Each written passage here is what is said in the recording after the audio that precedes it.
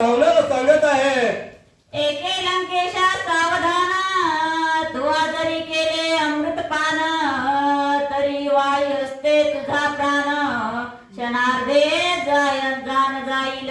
तर त्यावेळेस दूत आणि प्रधान त्या रावणाला सांगत आहे, बाबा तू अमृत जरी प्राशन करून आलेला असलास तरी आमचा राजा फार सामर्थ्यशाली आहे, तुझा एका क्षणामध्ये तो प्राण घेतल्याशिवाय राहणार नाही, असं दूत आणि प्रधान त्या ठिकाणी रावणाला सांगत आहे.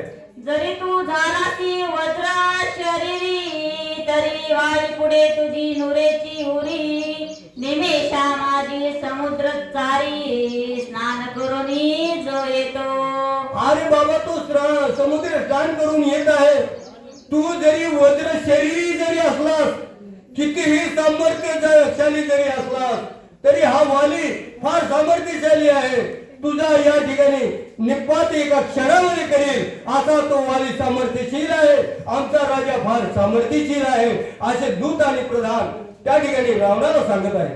देवादान मागतारण, ती पाठविला वाई पासी जाण, तो दुंदुंबी समरांगण, वानरेसी करू पाहे.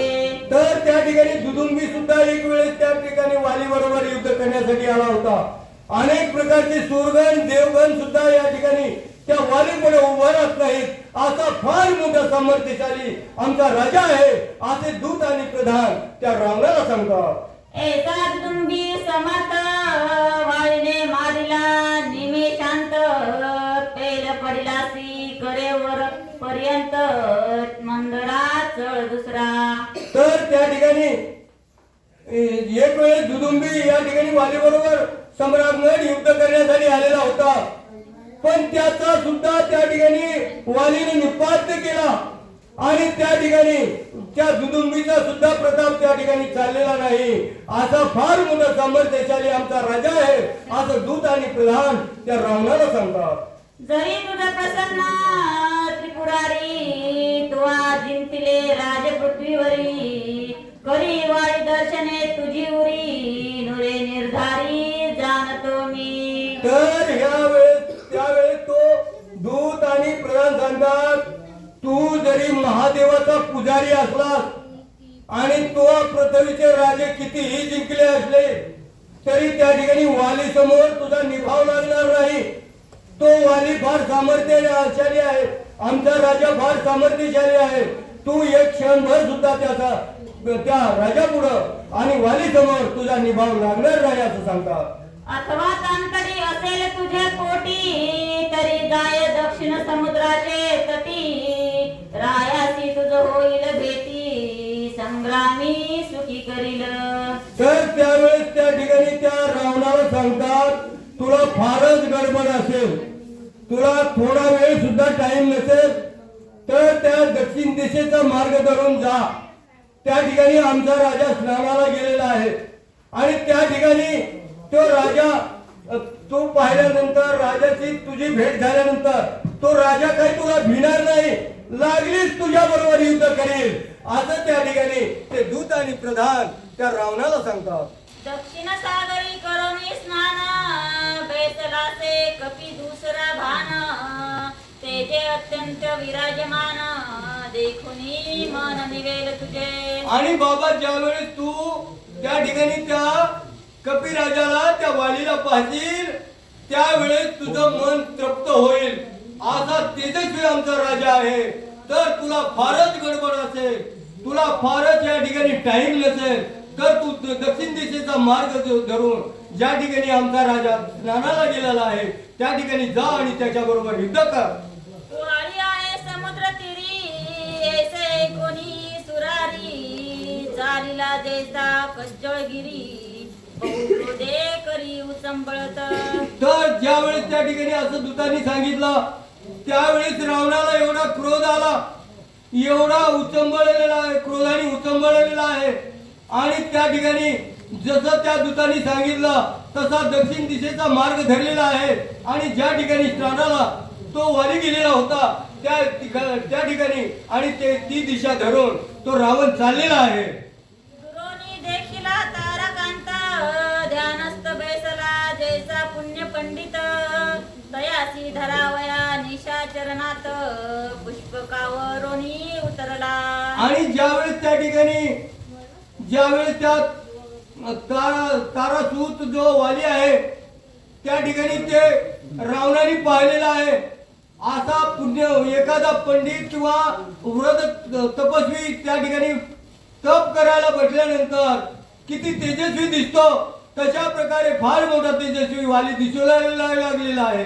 आणि वाली ज्यावेळेस दिसला त्यावेळेस रावणाला वाटलं जाऊन आपण पटकन धरावं आणि त्याच्याबरोबर युद्ध करावं म्हणून तो त्या ठिकाणी त्या वालीला धरण्यासाठी राजात पुढे गेलेला आहे. तो रावण गेलेला आहे. बक जैसा गंगा तिरी हळूच पावली मत्स्य धरी सांचोळ नव्हता तस्कर घरी लक्ष्मीवंताचे पैरिके. तर त्या ठिकाणी तो माशाला धरण्यासाठी जो बगळा असतो तो जसा काही तपस्वी ऋषी त्या ठिकाणी तप करीत असतो तशा प्रकारे डोळे झाकून कुणालाही वाटावं केवढा मोठा तपस्वी आहे अशा प्रकारचं कृत्य त्या रावणाने केलेलं आहे. तैसा रावण हळूच पावली चालिला पापी धरावया वाळी तव तो शक्रसूत नेत्र कमळी रावणा ते अवलोकी. तर त्याला वाटलं मांजराला कसं वाटतं की आपलं कुणाला काही माहित होणार नाही तसं तर रावण त्या ठिकाणी हळू पावलाने त्या ठिकाणी वालीकडे जात होता. परंतु वाली फार हुशार होता. त्यांनी लगेच डोळे उघडलेले आहे आणि रावणाला पाहिलेलं आहे.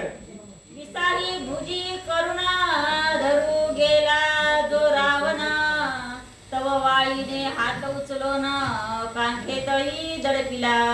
तर ज्यावेळेस त्याला वाटलं आपल्या वेशभूषाने या वालीला धरावं म्हणून ज्या वेळेस त्या ठिकाणी तो रावण धरायला गेलेला आहे त्यावेळेस वालीनं काय केलं आपल्या काखेमध्ये त्या ठिकाणी रावणाला दाबलेला आहे.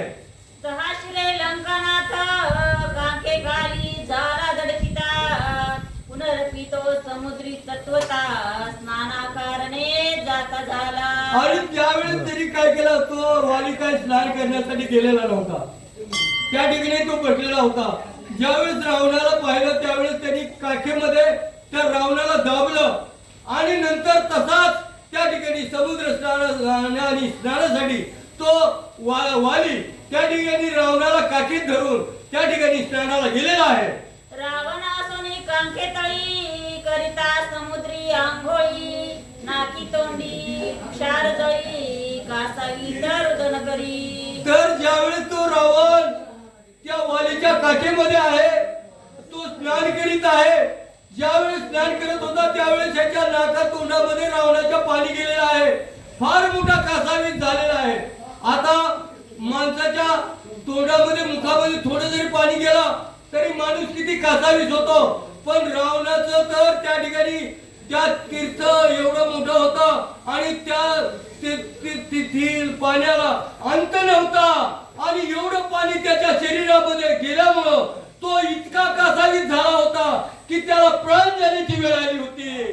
वाळी अवलोकी नावे तव दहा तोंडे काळे मुख दाही मस्तकी मुकुट देख भुजा विषंती लोंबती. आणि त्याचे मुकुट खाली लोंबत होते आणि दाही भुजा त्या ठिकाणी दडपून त्या रावणाला त्या ठिकाणी त्या वालीनं दडपून असं काखेत घेतलं होतं आणि तो काखेत असतानाच त्यांनी त्या स्नान त्या वालीनं केलेलं होतं.